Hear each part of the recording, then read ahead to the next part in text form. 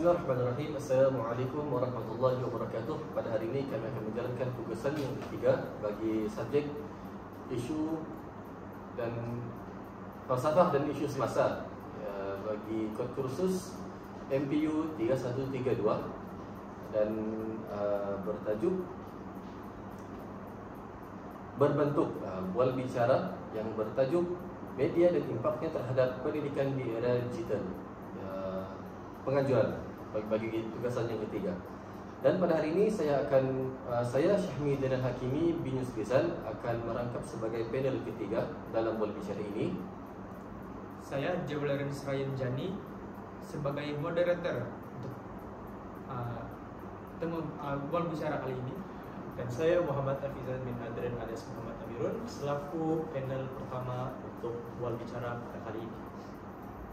Untuk itu kami akan mulakan sesi rakaman pada sekarang. Baik, saya mulakan. Jadi selamat pagi dan salam sejahtera kepada semua penonton yang budiman. Jadi tidak terlibat juga saya datang ke rancangan bual bicara pendidikan. Jadi hari ini kita akan membawakan satu tajuk atau satu isu yang amat relevan dengan kehidupan modern, yaitu media dan impaknya terhadap pendidikan di era digital. Jadi kita sedia maklum bahwa media kini menjadi nadi komunikasi, penyebaran maklumat dan sumber pembelajaran utama. Namun persoalannya, sejauh manakah ia membantu dan di mana batasnya, itu kepada pengguna media sosial lah sebagai pengguna. Jadi itulah yang akan kita bincangkan bersama dua panel jemputan yang hebat ini, yaitu saudara Afizan dan juga saudara Syahmi Daniel. Jadi kedua mereka ini merupakan pelajar yang sangat aktif, berpandangan kritikal dan sentiasa mengikuti perkembangan semasa dunia digital. Betul? Betul. Oke. Terima kasih. Moderator kita pada hari ini, Jawlaran Serayan, merupakan satu kehormatan dapat bersama-sama kita dalam sesi yang penting ini ya. Jadi saya lebih mesra kalau moderator boleh panggil saya Pijan. Baik. Terima kasih. Terima kasih juga saudara Zuel dan saudara Afizan. Tadi saya dipanggil Pijan ya. Untuk itu saya pun sangat teruja pada hari ini untuk kita berkongsi pendapat dan juga pandangan dalam topik yang sangat sebat pada hari ini. Oke. Baik. Sebelum kita masuk ke perbincangan topik utama kita, mari kita ambil masa sedikit untuk imbas sedikit konteks pada era kini. Pelajar, guru dan masyarakat yang tidak boleh lari daripada penggunaan media digital. Kelas maya, bahan pembelajaran interaktif, malah komunikasi antara guru dan pelajar kini banyak bergantung kepada media sosial dan platform digital seperti Google Classroom, Moodle, YouTube, dan banyak lagi lah aplikasi-aplikasi ataupun platform yang sering kali digunakan oleh guru-guru di sekolah, pensyarah-pensyarah ataupun pelajar itu sendiri. Namun dalam arus kemajuan ini muncul juga berbagai persoalan, yaitu adakah media benar-benar membantu proses pendidikan atau yang menjadi gangguan. Jadi dengan kehadiran dua panel yang hebat kita hari ini, mari kita selami persoalan ini bersama. Ayo, jangan kasih lama. Oke. Baik. Jadi saya akan mulakan dengan soalan pertama kepada saudara Pijan kita. Jadi soalan saya, dalam pandangan Anda, bagaimana sebenarnya media berperanan dalam dunia pendidikan pada masa kini? Terima kasih moderator kita pada hari ini, Jawlaran. Saya menghargai ya, Joel. Baiklah. Sebelum kita mendalami dulu, kita kenal pasti dulu apa itu media dan apa peranannya.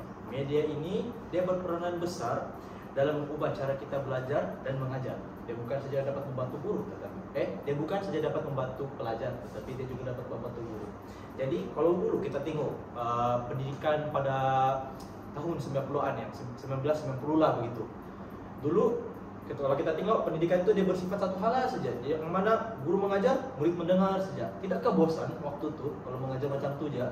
Murid pun tidak tahu apa yang orang tulis. Kalau contohlah guru pada waktu itu dia mengajar, murid menyalinnya. Jadi secara tidak langsung murid itu bosan, tidak tahu apa yang dia salin.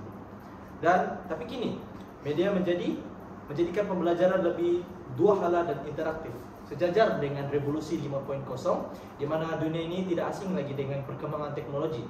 Salah satunya adalah media lah yang baru kita bincangkan sebentar tadi, yang mana pelajar ini boleh mencari maklumat di ujung jari ya, semua di ujung jari. Macam dorang mau cari kah, dorang mau tonton kah, aktiviti pembelajaran ini dorang boleh laksanakan secara di dalam YouTube, mengikuti kursus dalam talian seperti Google Meet, Zoom, dan berbincang dalam forum digital. Jadi ini bukan saja memperluas akses ilmu, tetapi juga menggalakkan pembelajaran kendiri. Selain itu, media membantu juga selain daripada media ini membantu pelajar, media juga ini dia membantu guru untuk memperkayakan lagi strategi PDP orang. Apa maksudnya di sini? Media ini dia membantu guru untuk dia memperluaskan lagi dia punya seni mengajar dah orang cakap. Bila seni guru tu mengajar semakin luas, secara tidak langsung murid-murid dalam kelas tu akan tertarik dengan isi pembelajaran yang disampaikan pada waktu itu. Contoh penggunaan video animasi untuk subjek sains, simulasi makmal maya, atau infografik interaktif untuk menjelaskan konsep yang abstrak. Selain daripada contoh yang saya nyatakan sebentar tadi, salah satu contoh yang paling populer lah orang cakap di sekolah adalah salah satu dia adalah guru-guru ini dia mengamalkan satu seni mengajar yang menggunakan gamifikasi, di mana murid-murid bermain dan tanpa mereka sadari mereka juga belajar. Contoh, guru-guru menggunakan aplikasi seperti Minecraft Education untuk dalam sisi PDP mereka.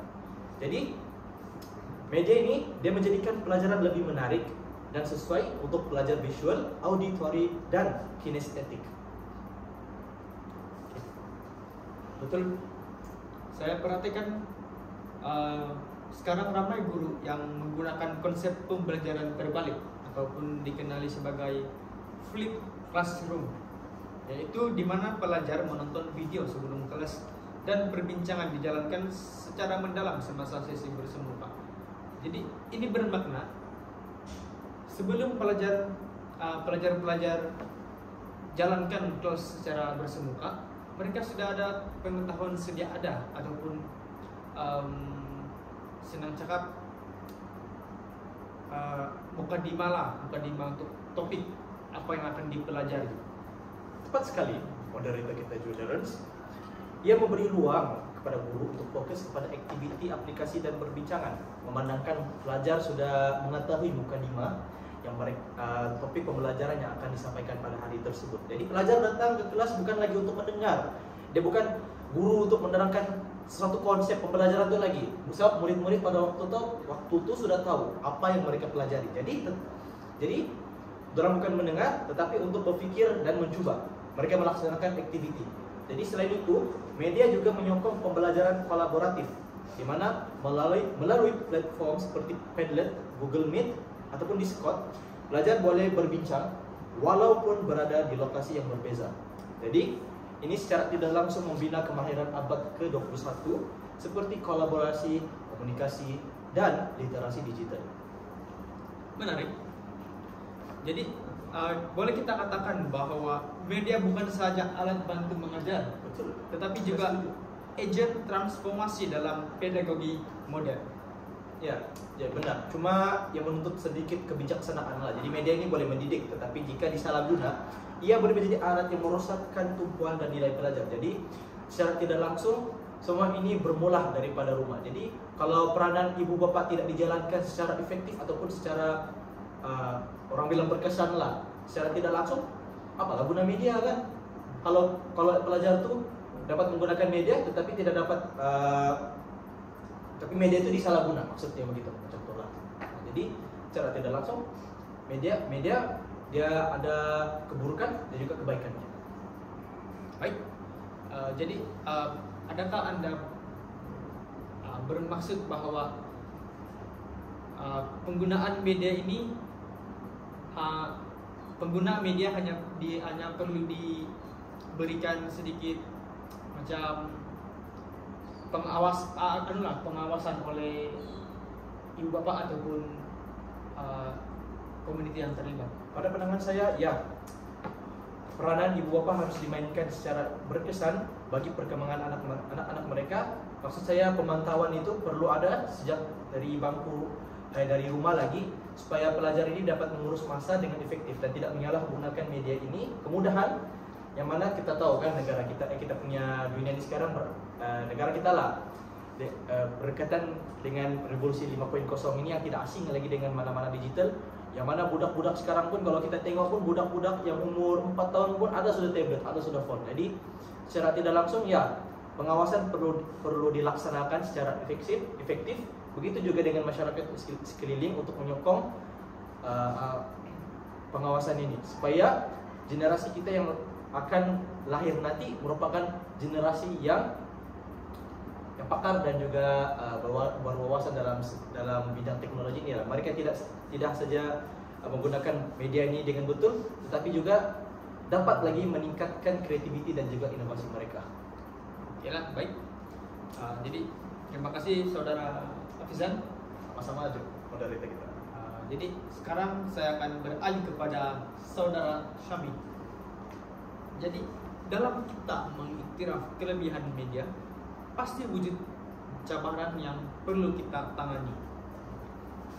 Jadi pada pandangan Saudara Syami, bagaimana cabaran dan isu etika penggunaan media sosial ini?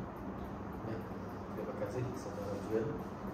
Pertama sekali saya tertarik dengan signifikan yang telah diberikan oleh Saudara Hafizan sebentar tadi dengan pendekatan gamifikasi, di mana kita ni jangankan sebagai golongan belia ataupun kanak-kanak, bahkan orang dewasa lebih mendekati dan lebih terdekat dengan hiburan dunia semata, bahkan lebih mendekat dengan hiburan teknologi. Betul.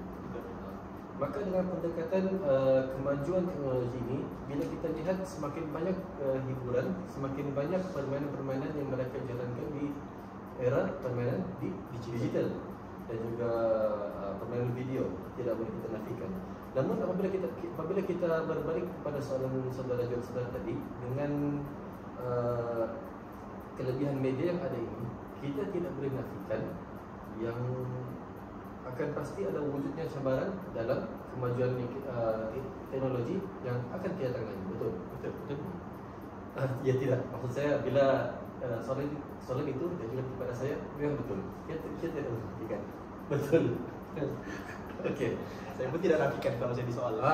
Jadi bila kita lihat pertama sekali dalam kebanyakannya pendekatan kita untuk berada dalam kemajuan teknologi ini, kita letakkan diri kita sebagai pelajar, ataupun kita letakkan saya minta saudara John, bila letakkan diri kita ni di dalam satu meja hadap sebuah buku, hadap buku dan juga telefon pintar yang ada di meja, agak-agaknya kita akan belajar sepenuh 100% dalam buku itu untuk kita. Saya rasa tidak. Sebab adanya telepon pintar, gangguan terhadap tumpuan kita. Itu yang pertama sekali. Gangguan tumpuan kita dalam menghadapi pelajaran bagi kanak-kanak lah, bagi murid. Pelajar bahkan seluruh masyarakat ini mudah terpengaruh dengan hiburan dan juga tren media sosial kita di pada saat ini. Antaranya video-video yang popular di TikTok, apabila mereka lihat, mereka ulang dengan kata JJ dalam video TikTok, mereka lihat, mereka ulang gaya tersebut. Apa yang kita selalu lihat tu, velocity. Trend velocity semakin melebar, di mana gaya ataupun tarian-tarian yang dilakukan dalam video tersebut, apabila budak-budak ni lihat dan menimbulkan ketertarikan mereka, benda itu sendiri akan menjadi gangguan mereka dalam pembelajaran. Itu kita tidak boleh hentikan pertama sekali. Itu juga dengan aplikasi Instagram dan juga permainan dalam talian, online game lah, game online, online game. Tadi Kadang-kadang niat asal ni untuk kita belajar kadang-kadang boleh berubah. Jadi apa? Jadi sesi menatal tanpa henti.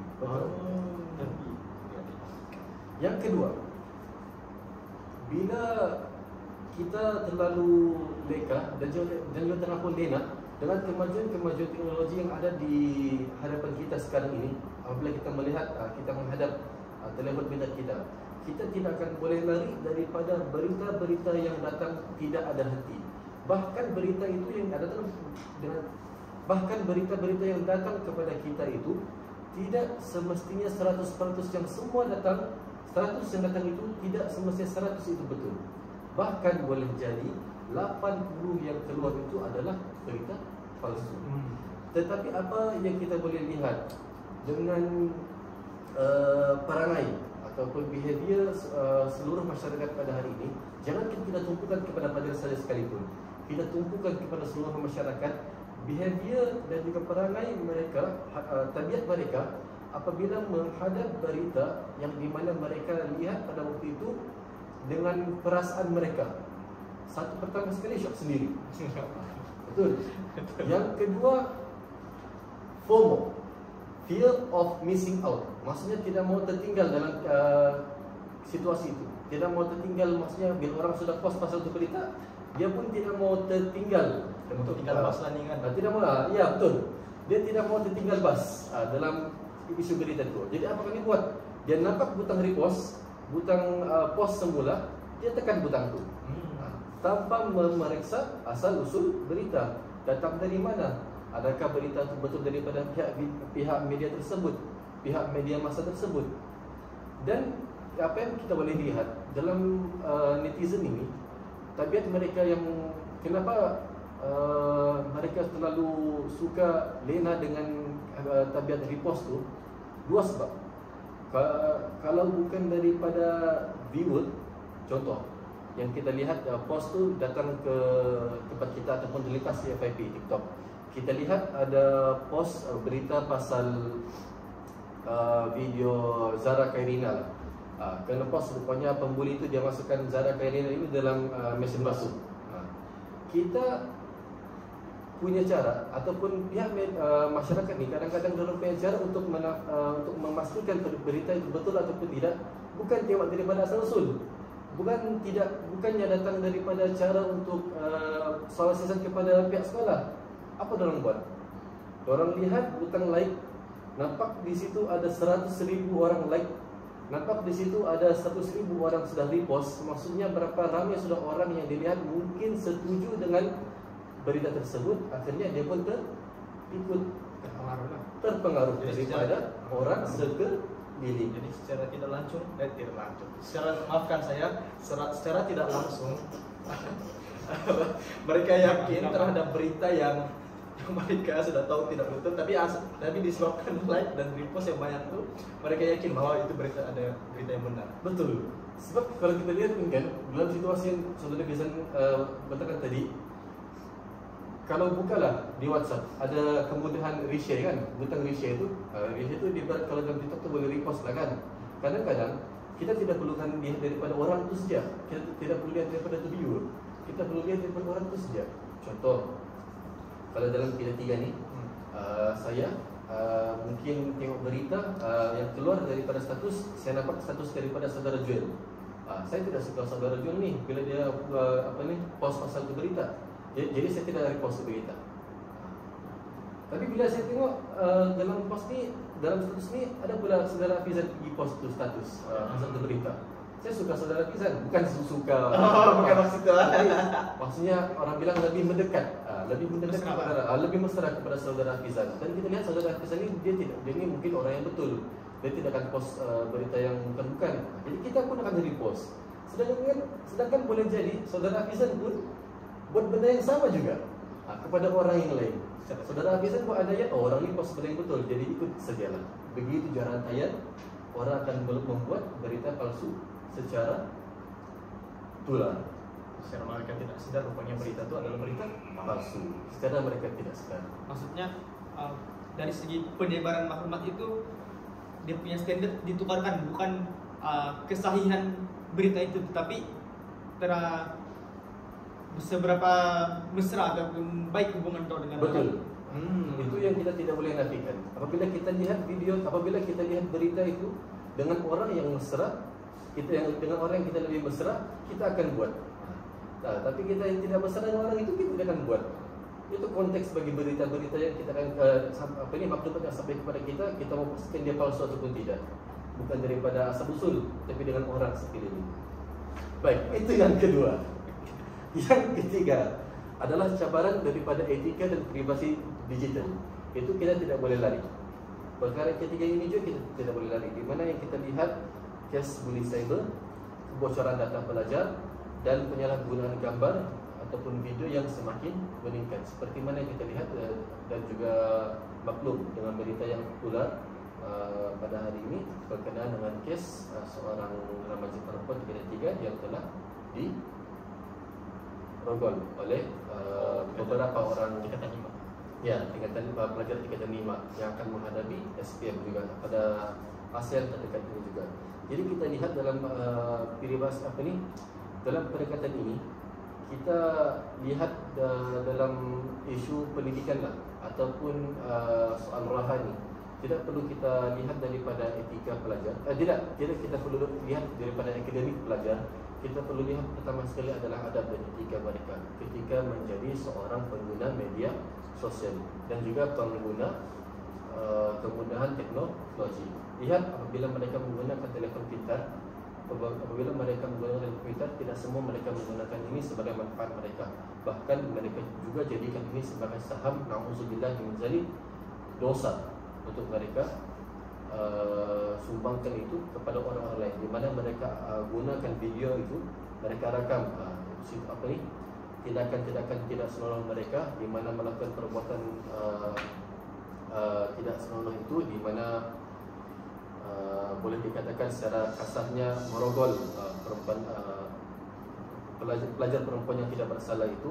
Akhirnya mereka gunakan telefon pintar untuk merekam situasi tersebut, dan dalam masa yang sama mereka gunakan telefon pintar ini juga menyebarkan video itu di aplikasi ataupun website laman sesawang yang haram, iaitu laman porno.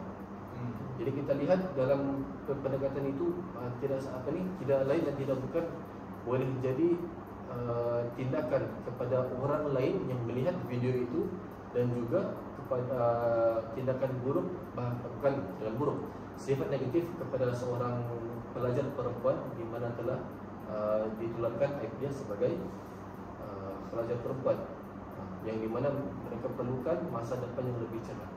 Akhirnya jadi tergolong dalam perkara-perkara tersebut akibat kebocoran data privasi mereka sendiri. Jadi apa yang kita boleh tekankan di sini ialah tidak perlukan isu pendidikan, tidak perlu tumpukan kepada isu pendidikan, tidak perlu tumpukan kepada mana-mana pihak, tapi apa yang perlu ditekankan, apa yang sampai kepada murid-murid itu. Apa yang perlu sampai kepada murid-murid itu adalah dua.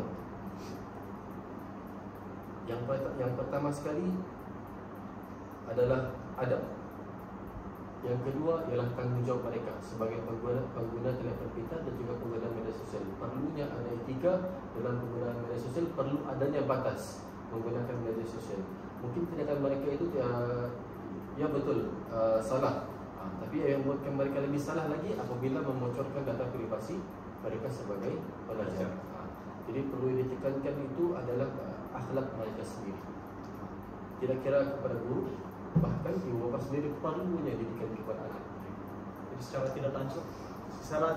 tidak langsung, maafkan saya sekali lagi, maafkan saya. Jadi secara tidak langsung kita kembali lagi kepada poin yang saya cakap sebentar tadi, yaitu semua ini bermula daripada rumah. Betul. Apa ni? Rebung apa tu? Apa rebung? Melentur beluh. Biarlah dari rebungnya. Okey. Jadi maksudnya kadang-kadang kita lupa bahwa ruang digital juga memerlukan disiplin dan nilai moral. Ditekankan lebih lagi kepada generasi sekarang lah, yaitu orang bilang generasi modern. Betul. Jadi bagaimana pula dengan peranan guru dalam menghadapi cabaran ini? Baik.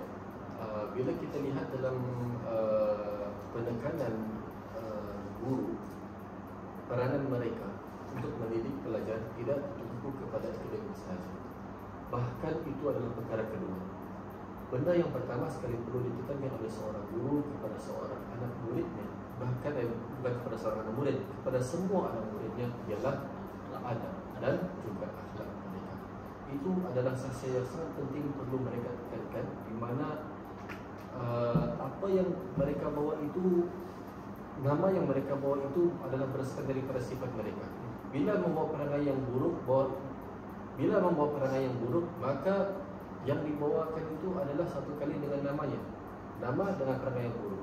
Tapi biarpun dengan akademik yang dia ada, contoh pandai straight ASPM pun ataupun pointer 4.0, tidak boleh larikan dengan sifat dia yang negatif. Tapi bila kita ketepikan ini konsep yang kita mungkin boleh lihat secara dalam keadaan yang baiklah. Contohlah kalau dia, walaupun dia kurang dalam sifat dalam bidang akademik, contoh mungkin tidak baik dalam SPM dia, tidak baik dalam CGPA dia, orang tidak akan pandang itu juga. Orang tidak akan pandang sepenuhnya, bahkan orang akan pandang pun sekilas pandang saja. Tapi orang melihat perangai, tapi apa yang orang lihat pertama sekali ialah adab dan akhlak mereka. Bahkan kita ni mau menjumpa kepada bakal ibu mertua ataupun ayah mertua kita, ada kita perlu lihatkan kita punya akademik? Tidak. Yang perlu kita lihat adalah cara untuk kita bimbing kita punya bakal isteri nanti macam mana. Itu yang semua ibu dan ayah perlu lihat kepada bakal anak menantu mereka. Betul atau tidak? Betul. Maka dari situ peranan yang paling utama guru tekankan di sini ialah pertama sekali ialah akhlak dan adab. Itu adalah peranan yang paling sering kita gelarkan kepada seorang guru. Kerana orang yang melontarkan ataupun mendidik murid tertumpu kepada bidang akademik saja, itu bukan guru. Itu adalah cikgu. Itu adalah tugas cikgu. Tapi orang yang mampu mendekati kepada murid dengan daripada sifat rohani mereka, iaitu mendekatkan dia lagi, lebih mendekatkan dia lagi kepada Tuhan dengan agamanya, maka itulah selanjutnya bagi dia dinamakan sebagai guru. Biarpun dia sebagai cikgu memandu, biarpun dia sebagai cikgu pensyarah akademik, biarpun dia sebagai pensyarah sains, tapi bila apa yang dia gunakan itu membawakan dia lebih dekat kepada Tuhan, maka itu adalah seorang guru selayaknya. Okay. Terima kasih saudara Sami Daniel atas kongsian atau pandangannya terhadap cabaran dan isu etika dalam media sosial. Jadi sekarang mari kita sentuh tentang falsafah pendidikan. Saya rasa kedua saudara ini sudah tidak asing lagi lah dengan falsafah pendidikan ataupun FPK, yaitu falsafah pendidikan kebangsaan. Betul. Jadi soalan saya, bagaimana media boleh menyokong matlamat falsafah pendidikan kebangsaan FPK yang ingin melahirkan insan seimbang dan harmonis? Saya tujukan soalan ini kepada saudara Afizan. Baiklah, terima kasih moderator kita pada hari ini, saudara Ryan. Jadi sebelum itu saya ingin saya ingin mengungkapkan perspektif saya berkenaan dengan soalan sebentar tadi. Jadi saya percaya media ini dia boleh menjadi alat untuk mencapai FPK FPK, falsafah pendidikan kebangsaan, jika digunakan secara terarah. Maksudnya seperti yang kita tahu, FPK ini bagi melahirkan insan yang segi dari segi jeri, yaitu jasmani, emosi, rohani, dan juga intelek. Jadi apabila contohlah peranan guru tuh dia boleh menanam nilai moral dan civic. Contohnya dia dengan menonton dokumenter kemanusiaan, video motivasi, dan juga menghasilkan proyek yang berkaitan dengan community digital. Jadi ini secara tidak langsung dia memupuk pelajar untuk berjiwa berpatriotik.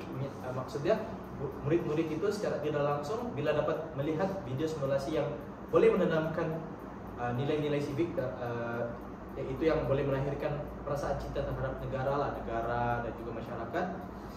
Dan juga apabila dong dapat melihat video menghasilkan suatu proyek lah, mereka dapat berpikiran secara kritikal. Dan apabila mereka melihat dokumenter kemanusiaan itu secara tidak langsung, mereka juga dapat membina suatu kepribadian yang lebih berakhlak dan berperi kemanusiaan terhadap manusia lain yang tersebut.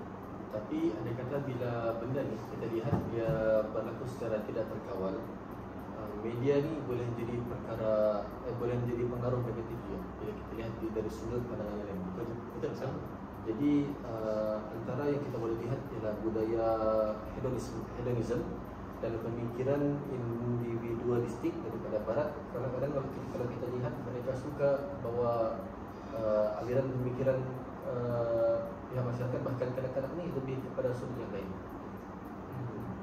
Jadi secara tidak langsung media ini dia mudah untuk menjerumuskan pelajar-pelajar yang tidak terkawal ini ataupun tidak diawasi.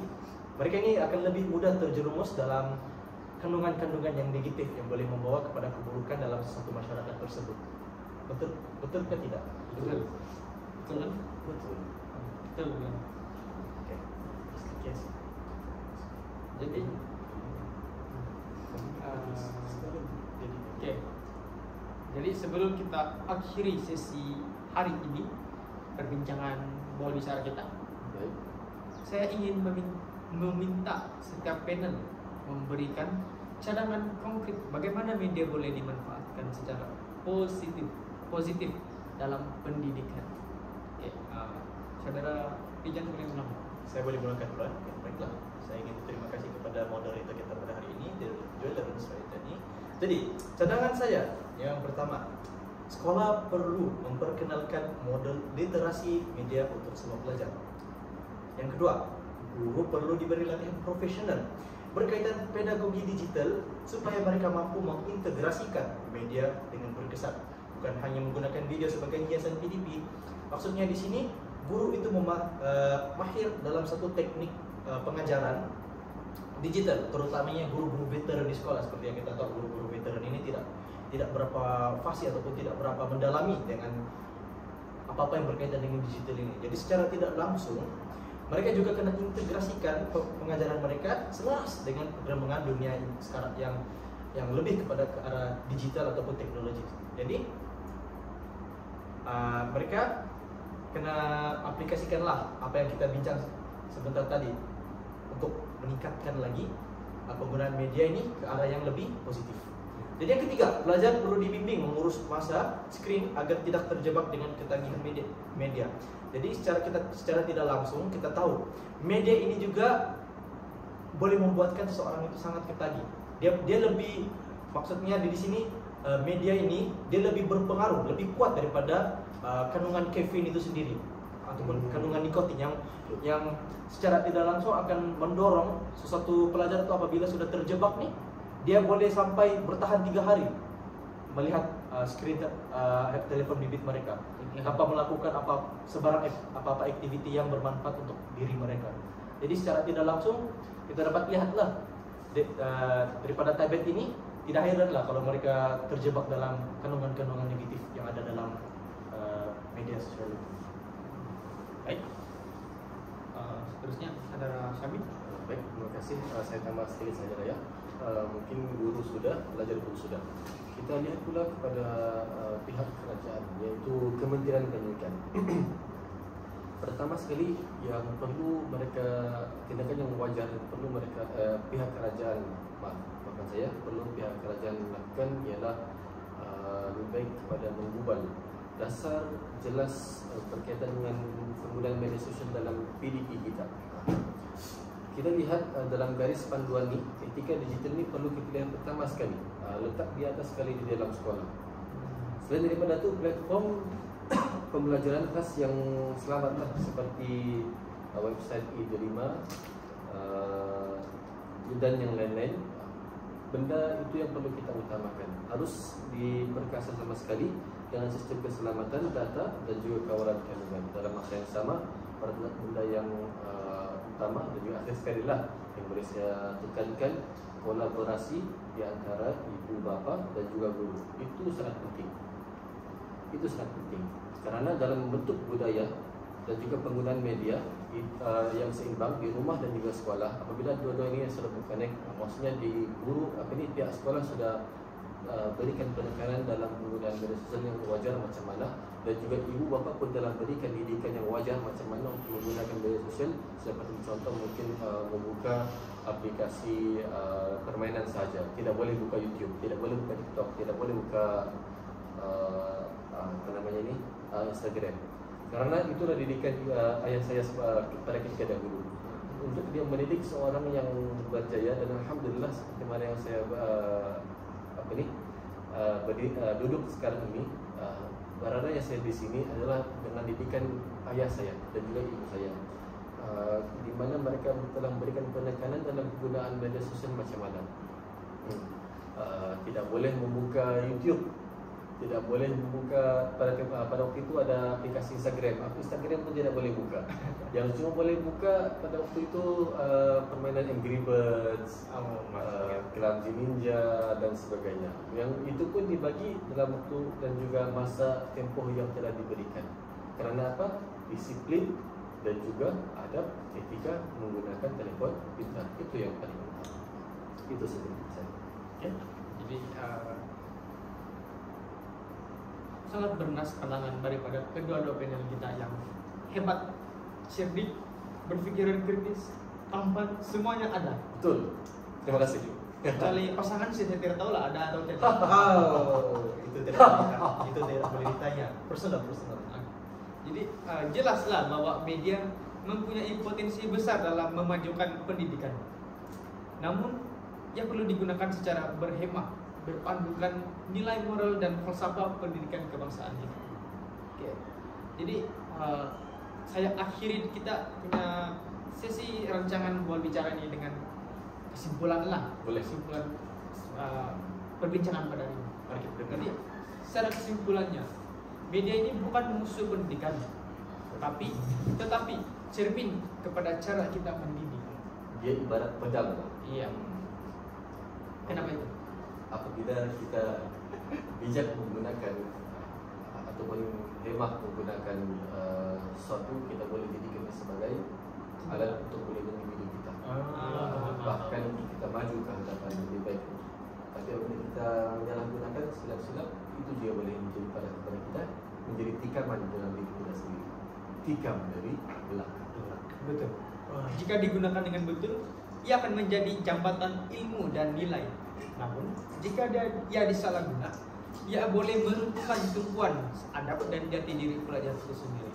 Maka, tanggung jawab kita semua sebagai seorang guru ataupun yang mungkin yang menonton sebagai seorang pelajar, ibu bapa dan masyarakat ialah memastikan media menjadi alat pembentuk insan seimbang dari segi intelek, rohani, emosi dan jasmani. Jadi, ya, sekian saja bual bicara pendidikan kali ini. Terima kasih kepada saudara Afizan dan saudara Syami Daniel atas perkongsian yang sangat bermakna. Dan juga kepada, tidak lupa juga kepada penonton kita lah, sudah sudi mendengar perbincangan kita pada hari ini. Semoga perbincangan ini memberi inspirasi untuk kita memanfaatkan media ke arah pendidikan yang lebih berkualitas dan beretika. Terima kasih. Itu saya daripada kami. Sekian dan terima kasih. Assalamualaikum. Jadi kopi-kopi.